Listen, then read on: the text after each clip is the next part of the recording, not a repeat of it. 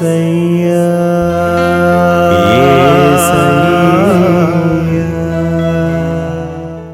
హల్లెలూయా. దేవునికి స్తోత్రం.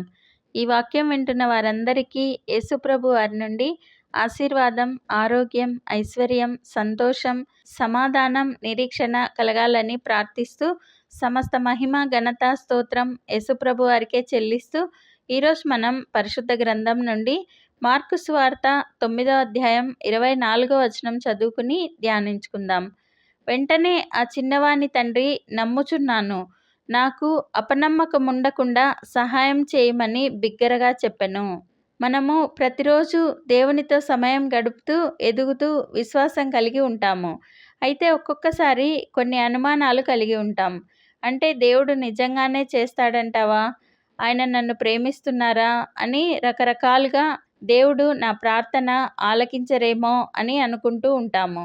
అలా ఆలోచన వచ్చినప్పుడు మనల్ని మనమే కానీ ఇతరులు మనల్ని కానీ గద్దించుకుంటూ ఉంటాము.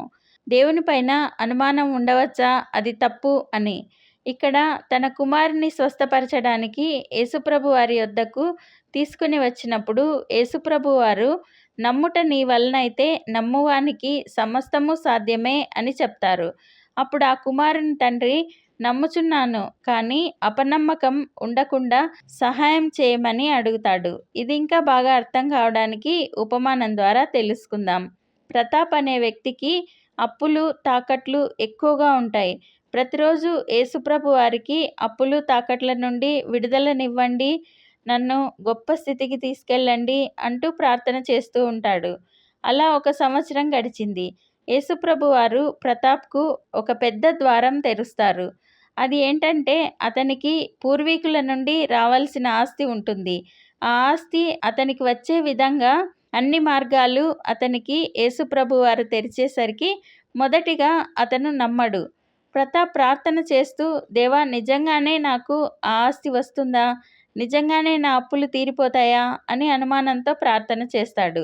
కానీ యేసుప్రభు వారు అతనిని తోసివేయకుండా అతని అప్పులన్నీ తీర్చేస్తారు. అప్పుడు ప్రతాప్ మరలా ప్రార్థన చేస్తూ, దేవా, నన్ను క్షమించండి, ఇంత గొప్ప దేవుడైన మిమ్మల్ని, మీ సామర్థ్యాన్ని అనుమానించాను, ఇంకా ఎప్పుడూ కూడా నేను అవిశ్వాసంతో ఉండను అని దేవుని పైన సంపూర్ణ విశ్వాసం కలిగి ఉంటూ జీవించసాగాడు.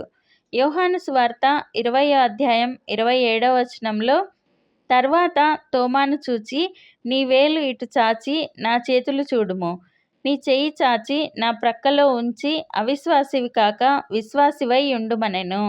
యేసుప్రభు వారి శిష్యుడైన తోమా, ఆయన మరణాన్ని జయించి లేచారు అంటే నమ్మలేదు. ఆయన గాయాలపైన నా వేలు ఉంచితేనే కానీ నేను నమ్మను అంటాడు. అప్పుడు యేసుప్రభు వారు, నాతో పాటు 3 ఏండ్ల కంటే ఎక్కువ రోజులు తిరిగావు, నా నామం పేరిట అనేక అద్భుతాలు చేశావు, ఇప్పుడు నన్నే అనుమానిస్తావా అంటూ గద్దించలేదు, త్రోసివేయను లేదు. నీ వేలు చాపి నా గాయాలను పరీక్షించి చూడు, అవిశ్వాసివి కాక విశ్వాసివై ఉండుమని అతని విశ్వాసాన్ని పెంచారు. మనం తెలుసుకున్న ఉపమానంలో కూడా ప్రతాపు దేవుడు నిజంగానే నా అప్పులు తీర్చేస్తారా అని అనుమానించినప్పుడు కూడా దేవుడు అతన్ని తోసివేయలేదు.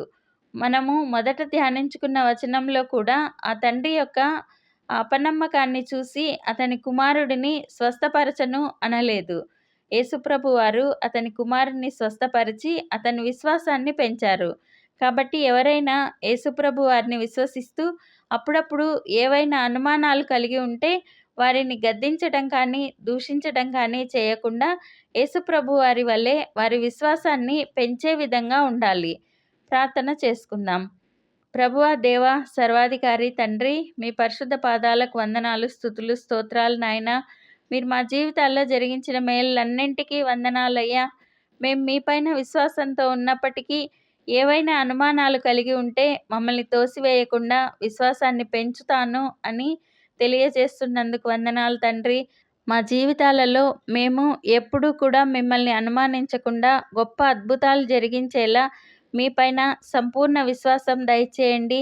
ఈ ప్రార్థనలో పాల్గొంటున్న ప్రతి ఒక్కరూ మీపైన సంపూర్ణ విశ్వాసంతో ఎటువంటి అనుమానాలు లేకుండా గొప్పగా ఆశీర్వదించండి.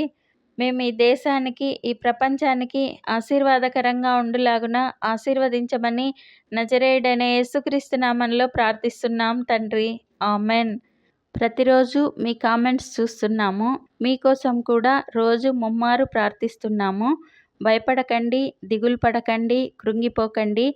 యేసుప్రభు వారు తప్పక విడుదలనిస్తారు. ఆయన మహాకృప మనతో ఎల్లప్పుడూ ఉంటుంది. Amen. Thank you Jesus. God bless you. మేము మా ఛానల్లో అందించిన ఇతర వీడియోలను కూడా తప్పకుండా చూసి మీ మిత్రులకు షేర్ చేయగలరు.